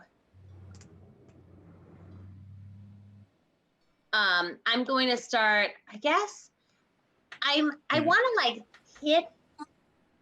to hit the paladin, but because he's in the air and in armor, I'm not trying to hurt him, I'm trying to distract him. Okay. And I also have one hand. Okay. Go ahead and are you just trying to punch him? What are you trying to do? Yeah, I think I'm probably I am. So under her skirts, some people have a holster for a gun. She has holsters for scissors. Mm-hmm. So I think she's just taken her metal scissors and is just banging on the paladin obnoxiously, right? To try to get him to let go. Okay. Go ahead and give me a finesse weapon attack. I don't know if you have a dagger or anything. We'll treat this like a dagger. Yeah, that's exactly right. That's how we have it. Okay, cool. Yeah. So go ahead and give me that attack roll. Okay. Hold on for a second. Sorry. No problem. Lady Di doesn't attack very often, so She's a support character. She's a fabulous character. She doesn't have time for this drama. Oh my Hey, goodness! Thanks for the new follow, OMG Holly D. That was too many things. Let's try again. Holy shit. Why are all dice rolling? I'm just trying to roll one die. No problem. We'll just take that first roll. All of the dice. A lot of time. I say. It's rather good. So that 25 will hit. Yes. And that'll be 15 non-lethal damage. Where are you bashing them for 15 non-lethal damage? Probably in the ankles, right? How high up is he? He's in the only air. about 4 feet off the ground. So I he's think a like long right in boy. the knees, like right behind the knees. I'm like whacking, and I don't think it necessarily is like that. I think it's just the fact that like it's denting the armor Mhm. because you don't take like shots to the back of the knees very often. So I think the Yeah. round part of the scissors is denting the armor in, and it's super uncomfortable, but it's not gonna like kill you. It's Yeah, just okay. gonna be super obnoxious. It's Yeah. 15 points of damage obnoxious. Yeah, Yeah. it's rather gauche for you to be stealing my friend and going into the air. And if you want a sword, then get your own sword. I'm not sure All if I right. can hear you though. Oh no, Oh, you you- can't you hear can't. anything I'm saying, but I am going to town on you. Yeah, so Paladins in my town. Locrian and Torino, it is y'all's turn yet again. I think I want to try and go in with a dagger. And Now and you try are and, like, you are holding the necromancer in one hand and the exkillator in the other. yeah. So how many actions does it take to like, is it a bonus action to like sheath my weapon and pull out a different one? I'm gonna say because you're currently being grappled and all that, the only way you can do it is to drop the necromancer. What if you use Mage Hand to hold it for you? Well, he would have to cast Mage Hand, and that's an action. Yeah, I'm gonna drop the necromancer because I think it's attuned to me enough that I'm not worried about losing it forever. I'm gonna do that and pull out the dagger and try and like hack at Torino to kind of get him off my to go away. Okay, go ahead and make that attack roll. This is not a disadvantage. This is a 15. Not he's got those those armor plates on his hands. Not gonna work. Can I try and fly up another 15 feet? You will only be able to fly up another 5 feet because you are dragging someone, and that will half your movement. But half of that is 7. Yeah, but 7-foot move increments don't happen, so we're rounding down to 5. Okay.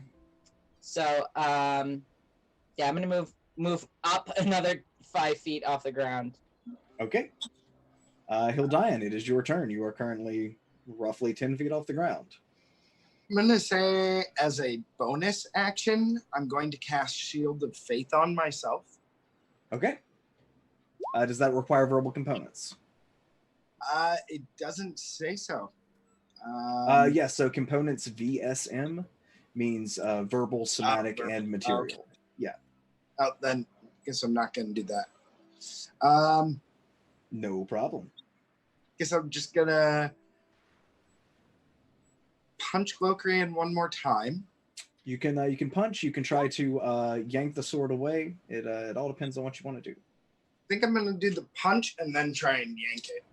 All right. So first punch. Locrian's going to take another 5 points of damage. I need another concentration save.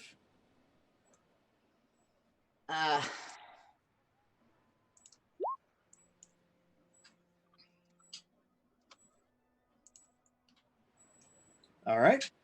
Spell is maintained. Yeah. And I need each of you to make opposing strength checks now.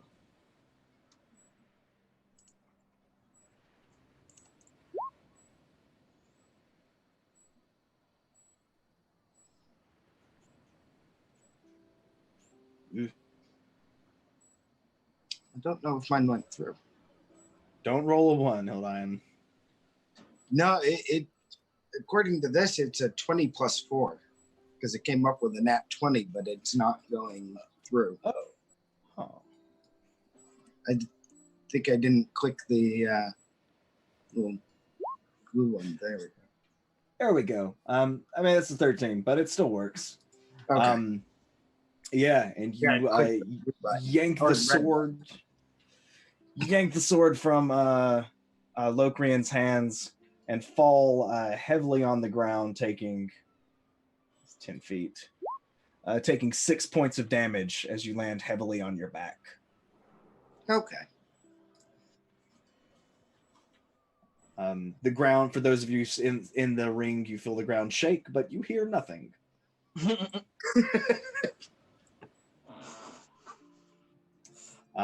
Yeah, so that's gonna take us back to the other three, and yeah, what are y'all doing? Lady Di, Mav, Bark. I'm gonna stab a butt again. Okay, you're gonna do that as an attack of opportunity, probably because they are bolting out of the ring. Okay, awesome. Stabby stab. I'm gonna throw a d6 on that. This is with advantage. Oh, awesome. Yeah, Then the 20 probably hits stealth. that. Yeah, 20 is gonna hit. Okay, never mind on the d6 then. Damage and sneak attack. Max damage on the sneak attack. Oh, brutal! So it's a 21. Brutal. Das ist brutal. You don't hear anything, but you do see like some scattering of crimson as you butt stab most effectively with microtransaction. Yes. I've decided that's gonna be the name of the rapier now because it's gnome sized, so it's small. Mayev, Lady Di, what are y'all up to? So, first of all, I think Lady Di's going to use evasion and get out of the way when the big Goliath falls down.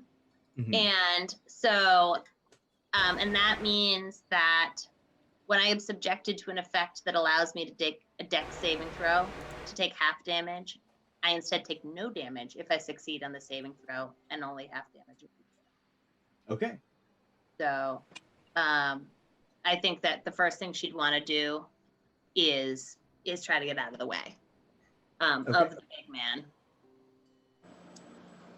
right. So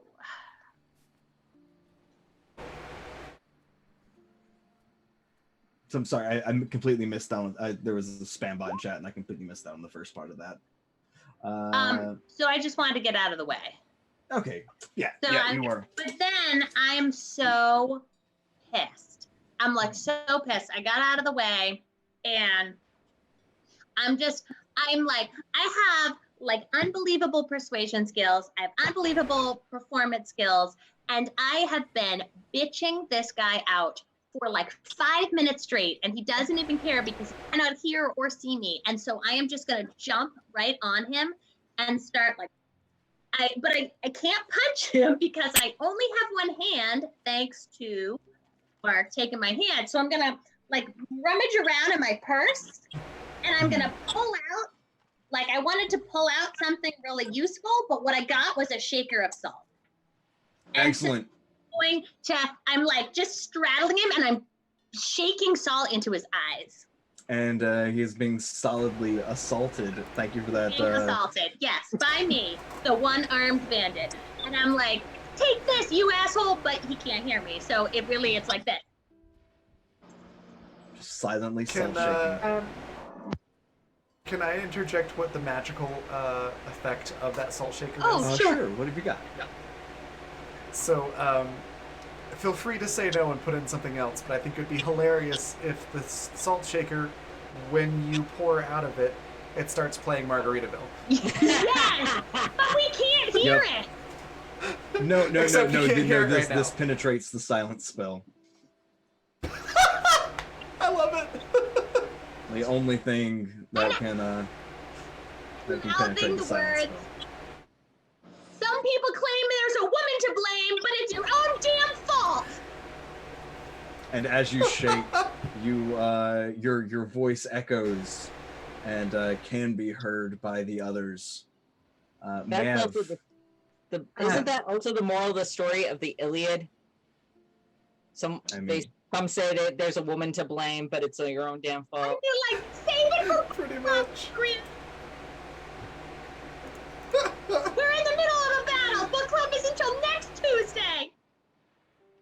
I assume I can see them, right? Because I was over there. Yeah, it's They're a little close enough. hazy, but you can see more or less. Well, while Lady Di is doing that, I think I want to try to either pull the sword away or like kick it away, or I realize that's what Locrian was. It is currently in Torino's hand, so you will have to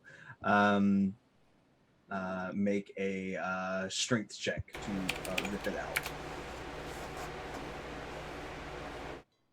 So, Torino, can I get you to make another strength save? No one wants you to have the sword. It's so unfortunate. Oh no!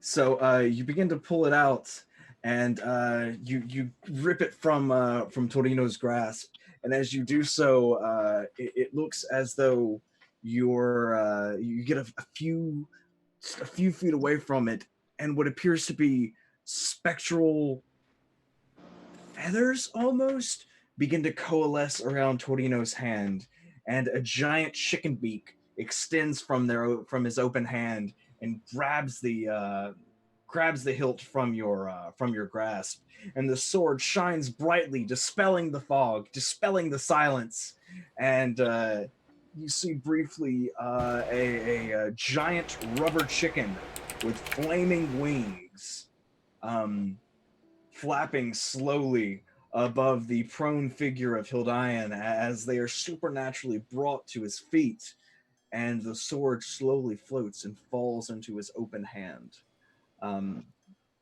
Unless there's anything else y'all want to do, we are going to be out of initiative. The fog and the silence have been dispelled. I think as he like beautifully has this like She-Ra moment, right, with Excalitor. Remember that Lady Di was sitting on him, shaking salt. So he comes up and she's like, ugh. And she just like falls over, and it's super unflattering, and her like skirts go up over her head, and she's wicked pissed, like when a cat gets embarrassed. Mm-hmm. And then they like, so she like is gonna storm off with her one hand and take the salt with her. Okay. What are the rest of you doing?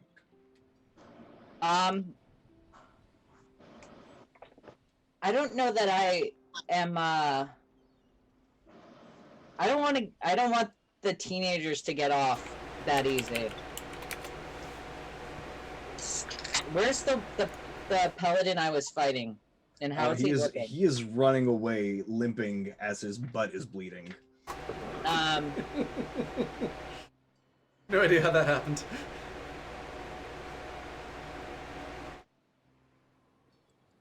Those microtransactions are a real pain in the butt. Can I try to cast Crown of Madness on him again? Sure. What's the range on it? 120 feet. Yup, you're still in range for that.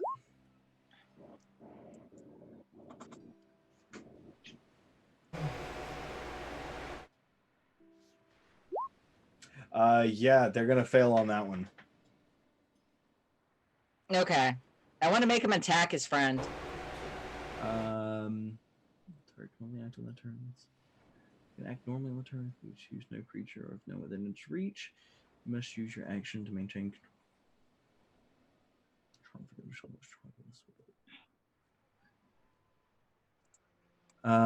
Okay.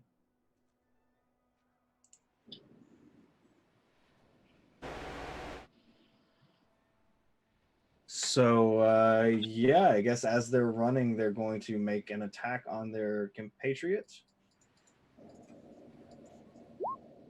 which will not hit, and they're going to make another saving throw, which they will overcome.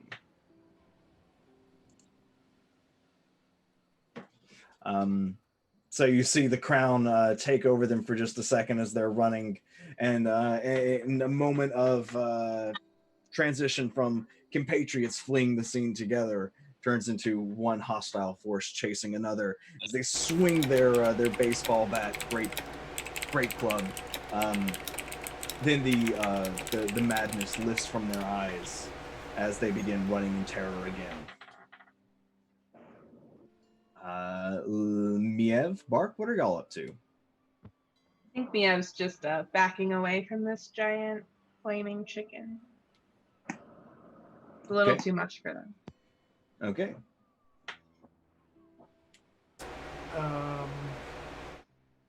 So, make sure I understand what's going on correctly. The giant chicken seems hostile, yes? The giant chicken seems imposing but not threatening. Okay. It is currently standing or hovering above the figure of Torino. Okay. I think I'm going to hide and position myself in such a way that if things do start getting violent again, I can quickly stab the source of said violence. Okay. Torino, what are you doing? I think I'm going to turn to the group and thank them for rescuing and keeping Exkilator safe.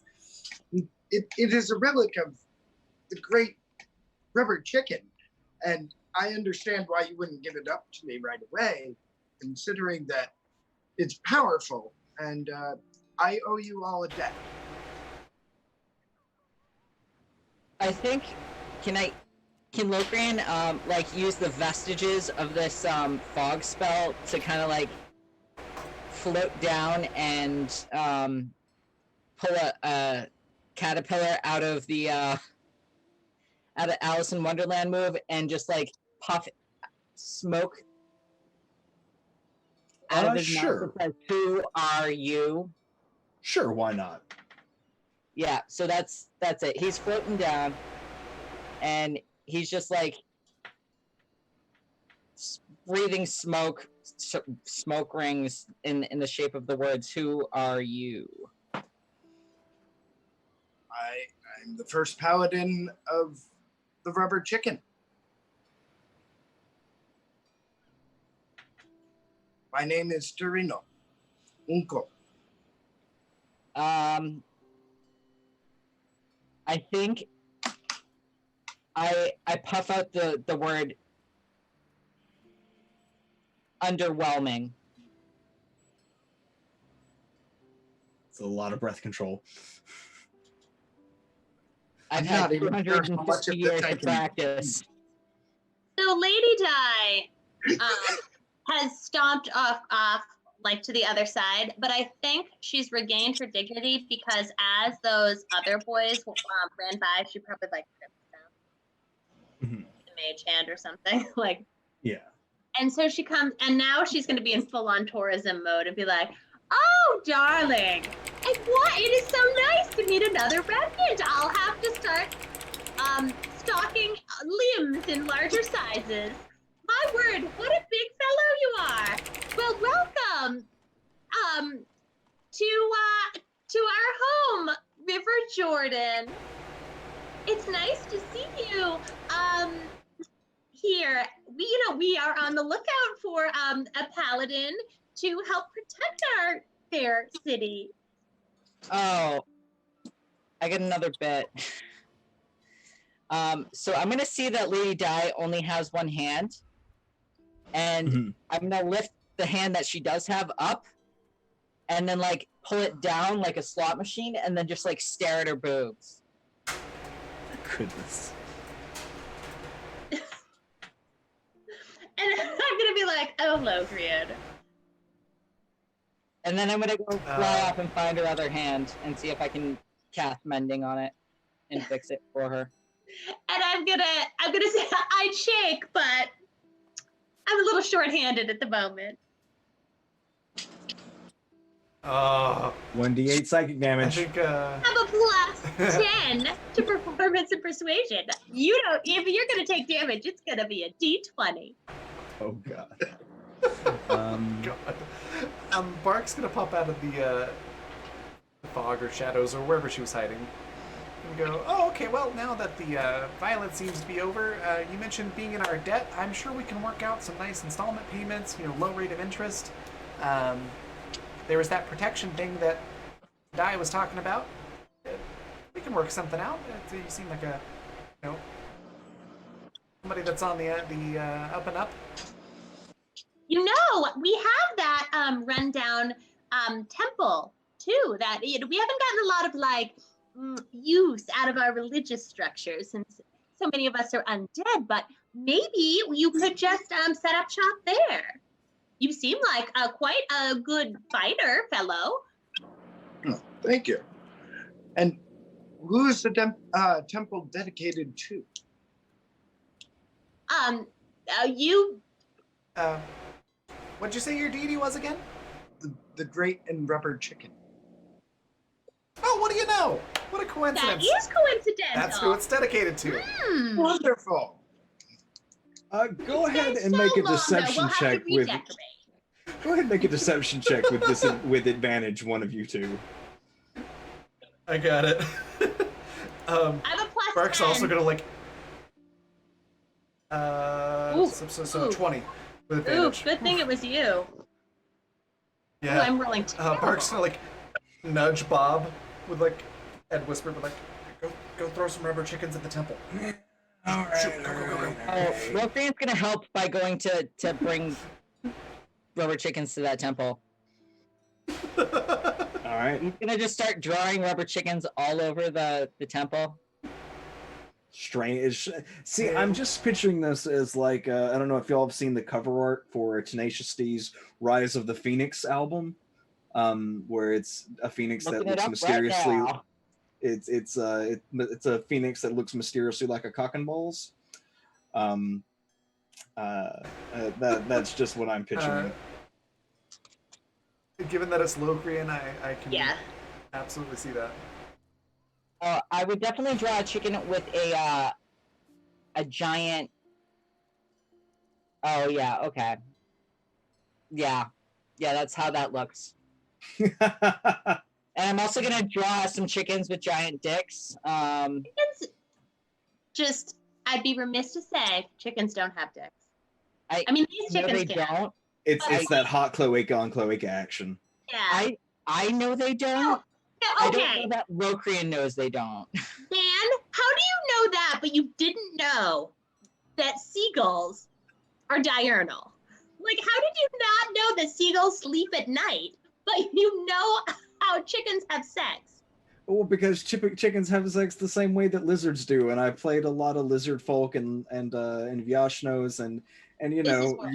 you It's gotta you gotta like when you play a character that doesn't have traditional genitalia, you get to make weird cloaca jokes. It's a very strange character, but it was very fun. There's a Yeah. cloaking me crazy joke in there somewhere, but Oh man, all these Oh. lizard folks are making me crazy. There we go. That's all something. right. Um, I suppose that's fair. it makes so much more sense. Like I don't live near oceans, but I play lizard folk a lot, so that makes you role play lizard folk. You got to role play it. Also, I play a turtle in one game. Like, I come could on. have sworn I saw a seagull in Chicago once. With a cock and balls? No. It was just a seagull in Chicago. Like seagulls, like Chicago's in the middle of the land. It's got a lake, but it's not a sea. Well, I guess it is a sea. Well, it's not technically a sea, but It's technically a seagulls will- sea, actually. They're freshwater seas, technically, according to some lakeologists. many lakeologists. But I don't know. Like I would look it up to double check, but like I've heard that they're technically salt as well as Lake Champlain. They're just big enough to be seas, but they're technically freshwater. Anyway, nobody paid to hear this, so let's go back to D&D. So here's the rails. Here's us. Yep. Sorry. Yeah. So We did you all this all the have time. successfully convinced Torino that the temple is dedicated to the rubber chicken god. It is now. I shall go and thank the rubber chicken for uniting Excalitor and I again, and then I shall be free to repay my debt to you. And I think he's going to turn to the sword and go, "Bark, bark, bark. Bark, bark, bark, bark." Ah, he says you found him in a cupola.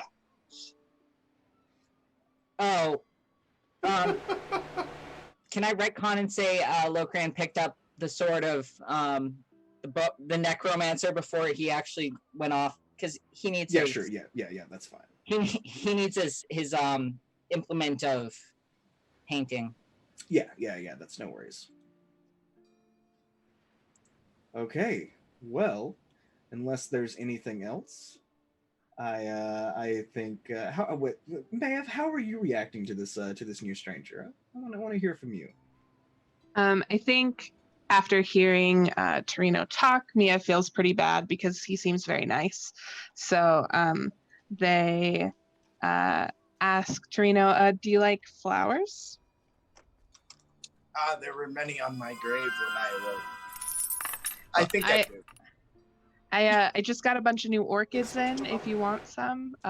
Sorry for trying to stab you. Oh, no harm done.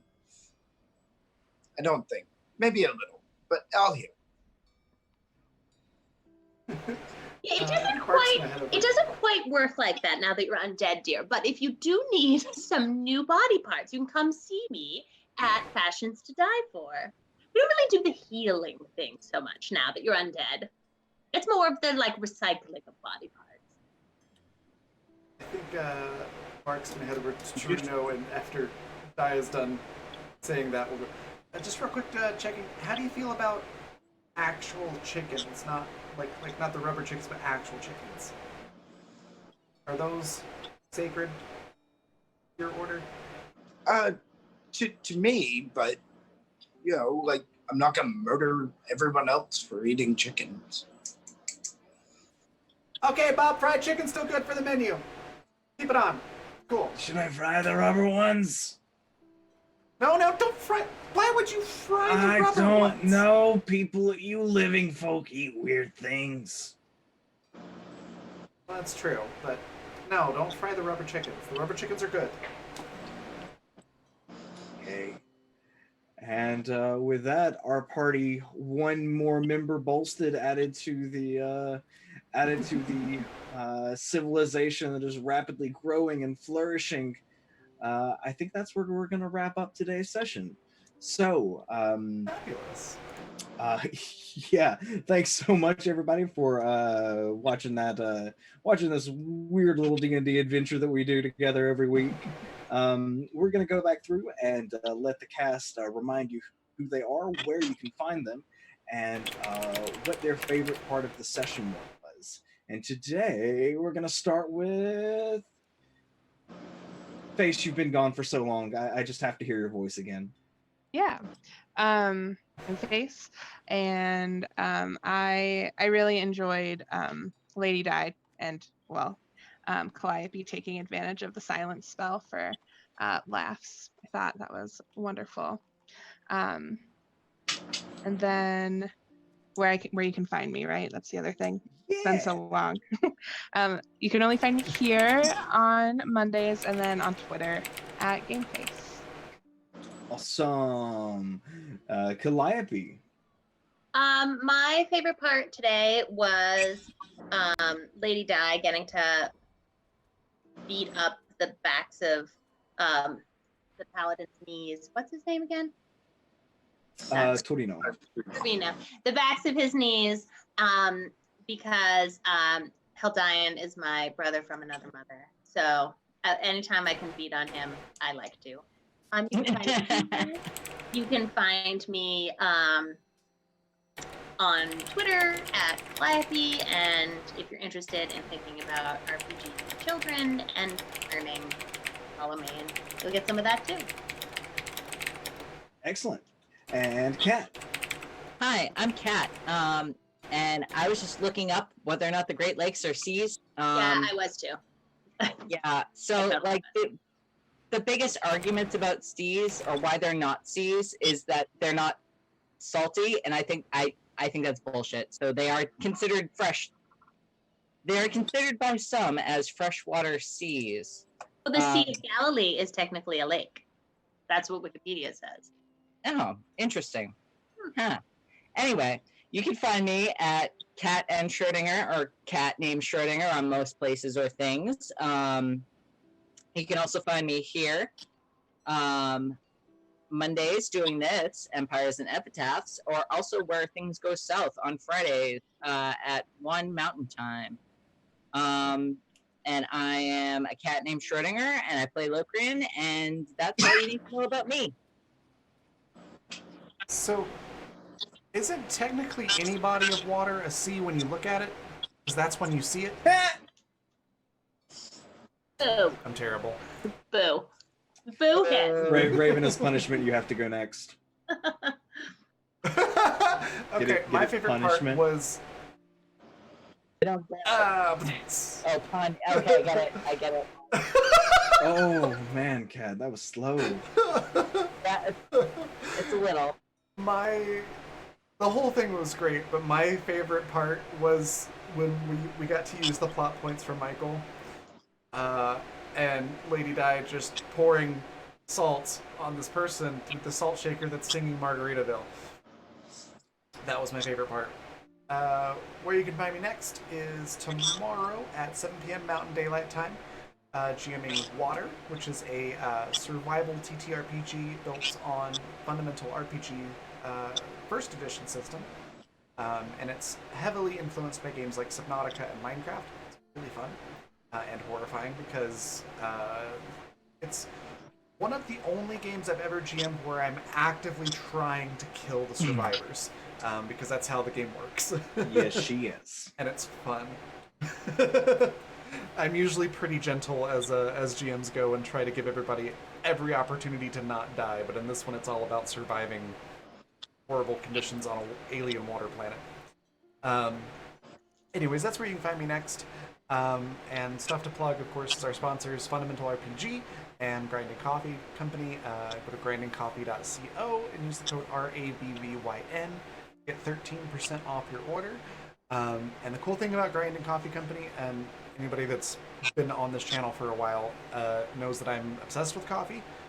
So the thing I really like about it, they roast it when you order it. So when you get it, it's just right and just ready to brew. Because usually when you roast coffee, it takes a couple of days to what's the word I'm looking for? There's a technical term for it, but I'm just going to use the word breathe because I can't think of the word at the moment.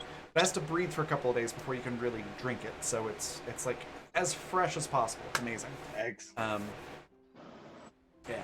So that's me. Our raid cry, when we do go on a raid, which we're going to do as soon as everybody has a chance to do what I'm doing, there's our raid cry. Some people claim there's a woman to blame, but Medusa was the victim. Yes. And we're going to go raid Milady Saito. Awesome. So who's next? Next is going to be Hildian for his first outro.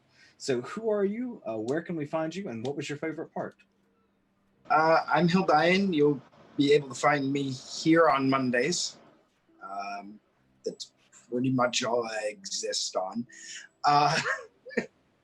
And I would say my favorite part, though, was probably either failing every strength roll with a character with a +4 to strength, or the fact that the entire party, no matter what the threat, just came after whoever was there threatening them. I thought that was pretty neat. Excellent. Well, I hope we can see you next week. I'm looking forward to seeing what you can do with this character. I'm super stoked that we have a fifth player back in our midst. And yeah, I'm Zan. Thank y'all so much for hanging out with us again. You can catch me tomorrow on Water that Raven's DMing. We will not be having our normal session of La Famille Boucher because of the chaos that happened last week, and because I have kind of a business meeting thing tomorrow smack dab in the middle of the time. So that gives me an extra week to plan what's going to happen after all that madness while I try to take care of some important life events. But I will be on for Water afterwards. After that, I'll be doing a double length session on Brambleberry Games on Friday, and I'll be running a game of Monster Hearts the conclusion to our two-part season on our two-part session on Polished Cryptid's channel during the weekend. And super exciting, important news. If you want to get in and do a stream this week or this weekend, let me know. And I'm currently looking for players for a one-shot of They Came From Beneath the Sea or Pugmire. So you can find me on the Black Feather Guild, on the Coffee Nebula, on Brambleberry Games channel, or at insanitygaming.com, or at insanityttrpg on Twitter. If it sounds like those games are interesting to you, I am looking to fill as many slots as I can. So yeah, these are real great systems that sometimes get overlooked by the Goliath that is D&D, but there's real gems out there.